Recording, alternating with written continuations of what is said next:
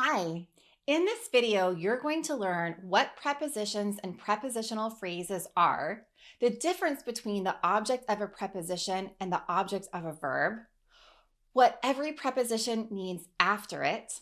You'll learn some really common prepositions and the difference between prepositions and articles. And if you stay till the end, you're going to analyze sentences with their subjects, verb, objects, and prepositional phrases, because then I can show you how to eliminate some really common mistakes that people make with subject-verb agreement when they confuse the subject of the sentence with the object of the preposition. So I'm going to start with a little review of subject, verb, object, but it's going to be fast and it's going to help you understand what a preposition and a prepositional phrase is.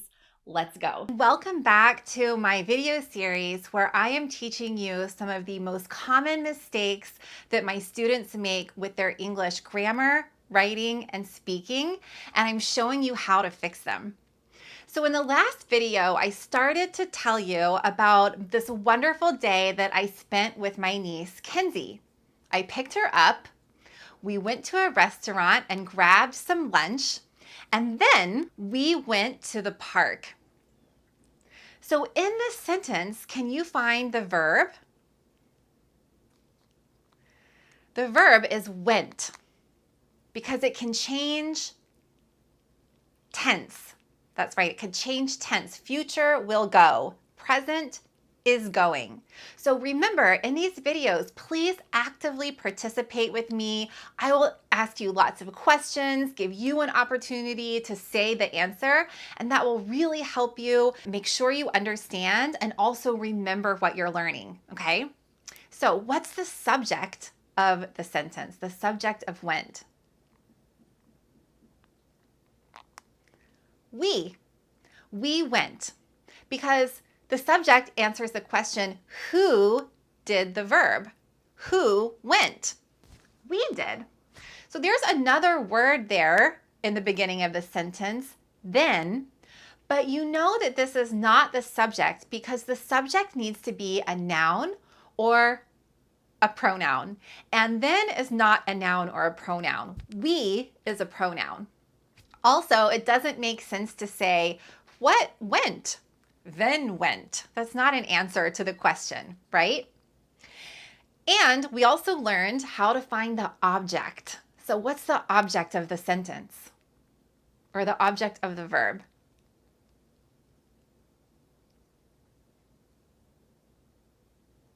You might say it's park, but let's check, okay? Because remember, to find the object of the sentence, we need a noun. Park is a noun. But we also need to answer the question of what or who, because it's about a noun, with the subject and the verb. So for example, what did we, the subject, go, the verb? What did we go? That question doesn't even make sense, and there's no answer. We cannot answer that question. It's certainly not the park. What did we go? The park. Doesn't make sense. So in this sentence, there's not an object, and that's okay, right? Because we learned that in English, we need two things in every sentence. We need a subject and a verb, and we have both of those things. But we do have a word after went. We have the word to. Do you know what kind of word this is? This is a little word called a preposition. Do you know any other prepositions? Some common prepositions are to, at, on, in, for, from, about, with, next to, on top of, above, before, after, of, and because of. You'll notice that some of these prepositions have more than one word together. So some of them are just one little word.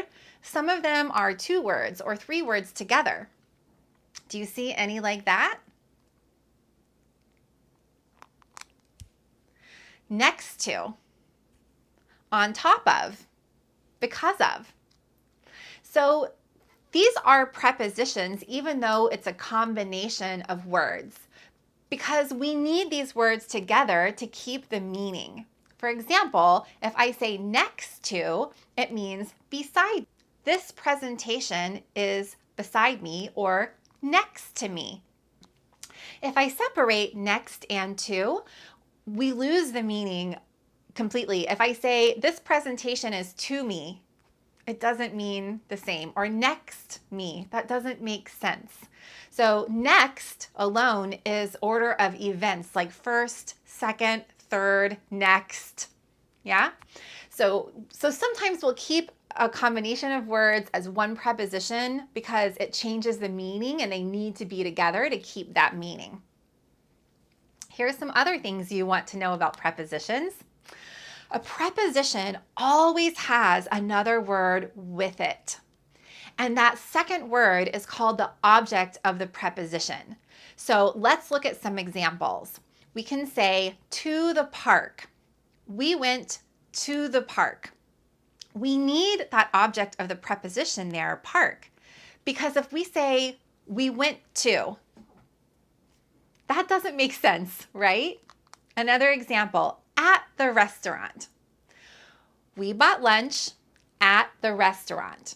Again, if we don't have the restaurant, at doesn't make sense by itself. We bought lunch at, it's missing something.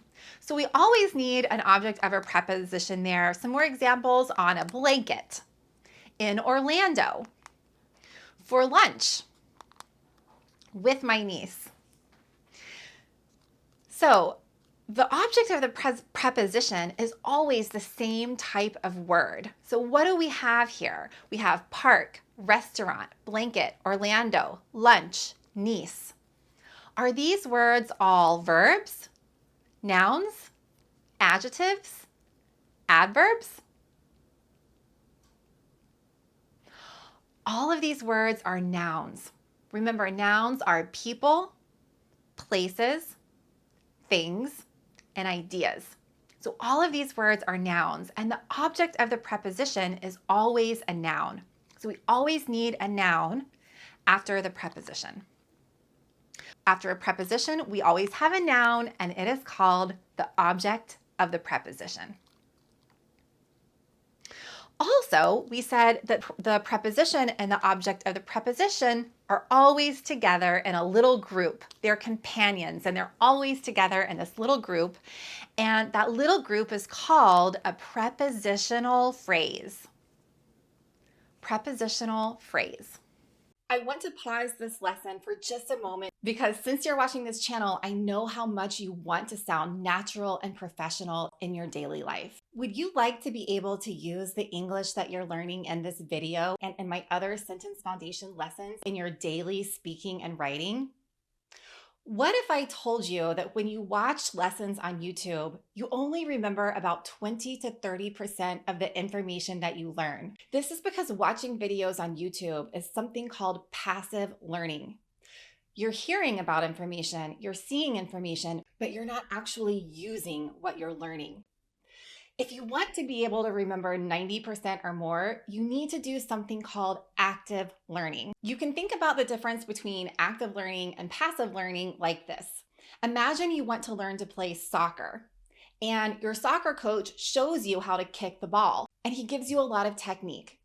Well, maybe you understand what he's saying and it makes sense to you. If you don't ever practice kicking the ball, you're not going to remember most of the techniques that he told you about. Compare that to if the soccer coach shows you how to kick the ball and then you practice kicking the ball. Practicing kicking the ball is active learning. Also, when you try to kick the ball the first time, you might make some mistakes and you might need to make some corrections. It's the same with learning a language. You need active learning in order to really learn and use English in your daily life. So I've developed something I'm so excited to share with you. I have a complete course on this Sentence Foundation video series that you're watching on YouTube right now. It covers the lessons on nouns, verbs, adjectives, adverbs, subjects, objects of the sentence, prepositional phrases, prepositions, basic English sentence order, and it also helps you correct mistakes that you're probably making if you don't have a good foundation in these things. These include mistakes that some of my international friends, colleagues, and students make even after living in the United States for many years. But native speakers don't make them, so I want to help you clear them up too. Understanding these topics helps people understand every writing lesson and every grammar lesson they ever receive better. It helps them learn more quickly, and it helps them naturally eliminate a lot of the mistakes that they're making. Also, for a limited time, I'm offering a bonus, something extra if you buy the course. I'm offering you a Zoom video call with me and the other students taking the course. This will give you focused practice with using the language from the course in your English conversation. Correct sentence order, using correct prepositions, putting prepositional phrases in the correct place, making sure that you're not missing the subject or the verb in your sentences, and you will practice understanding and using native level pronunciation with the phrase it's instead of it is or just is. This way, when you go to your next business meeting, you can feel confident that you're able to use the natural professional English from these lessons correctly. You can receive this free Zoom call if you register for the course either by April 11th or before the Zoom video call spots fill up, whichever happens first. So if you're interested in receiving this bonus video call with me, don't wait to buy the course. You can click the link below to find more details and exact dates. So if you're interested in this complete course and being able to use these lessons that you're learning in your daily life, and you want some exercises, some writing practice, some editing practice, and many more videos from me explaining these topics that you can only receive if you buy the course, please click the link below. You can find out more information. I'm so excited to share it with you. Okay, so let's go back to our sentence. We have, then we went to the park. So after the preposition to, what do we have? We have a noun called an object of the preposition. And what's the object of the preposition here? The park. So we also learned that we have a little group together that goes together, and our little group is called a prepositional phrase. It's the preposition with the object of the preposition. Now, you might be asking yourself, but we also have the word the. Is that a preposition? The is not a preposition, it's an article. And articles also come before nouns. And remember, articles show if something is general or specific. Prepositions show a relationship between two different nouns in the sentence or two different things in the sentence. So in this case, it's showing the relationship between us, we, and the park. We went to the park. So it's showing that relationship. We sat on a blanket. On is also showing the relationship of us and the blanket. Articles don't show relationships between two things. So that's one way you can tell the difference between an article and a preposition. We also have a word at the beginning of the sentence, then. We talked about how it's not a noun, so it's not our subject. So what kind of word is it? Then is describing when we went. When did we go? Then.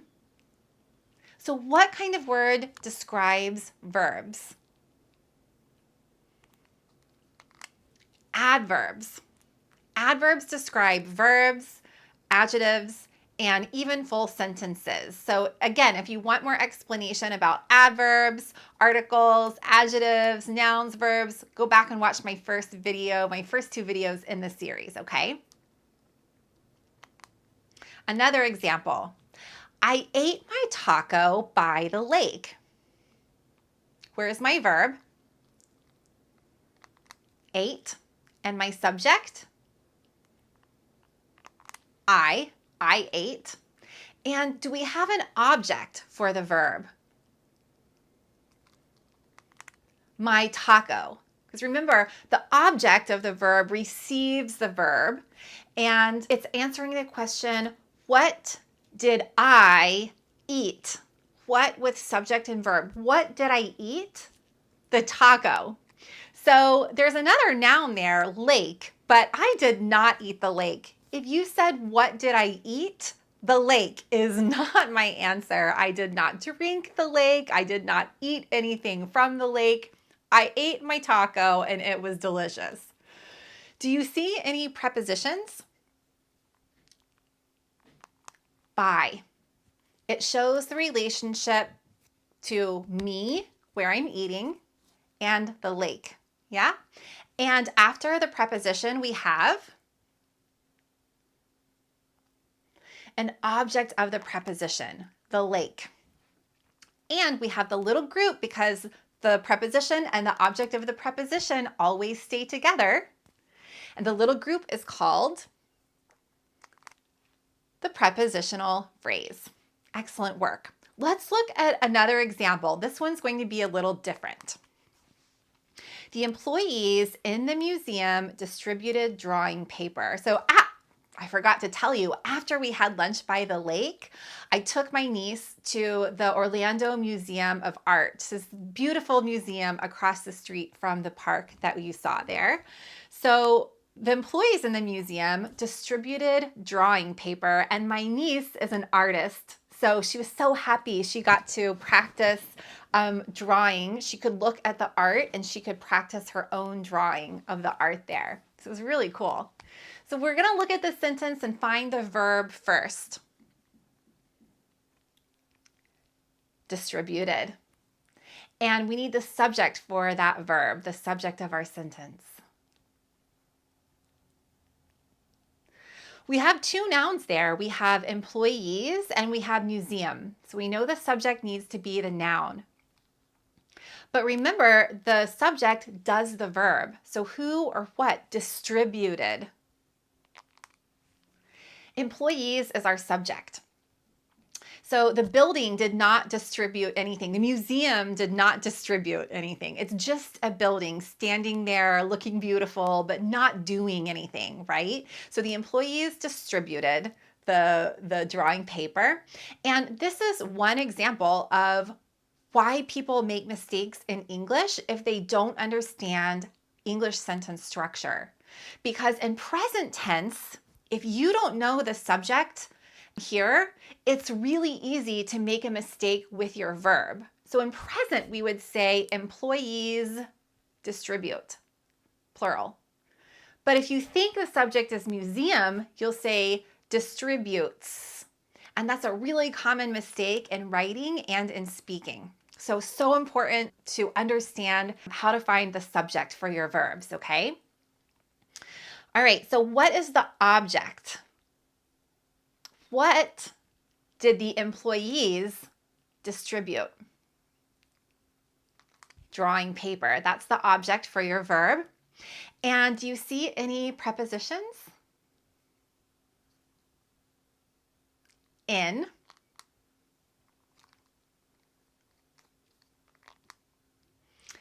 And do you see an object of the preposition in? The museum. And we have our companions there, our little group called prepositional phrase. So you'll notice that the prepositional phrase in this example is in a different location compared with the first two examples. In the first two examples, our prepositional phrase was at the end of the sentence. But in this example, our prepositional phrase is where? It's after the subject. The prepositional phrase is after the subject. So we learned in English that the subject, verb, object have a specific order and they don't move. But a prepositional phrase can move to different places in the sentence.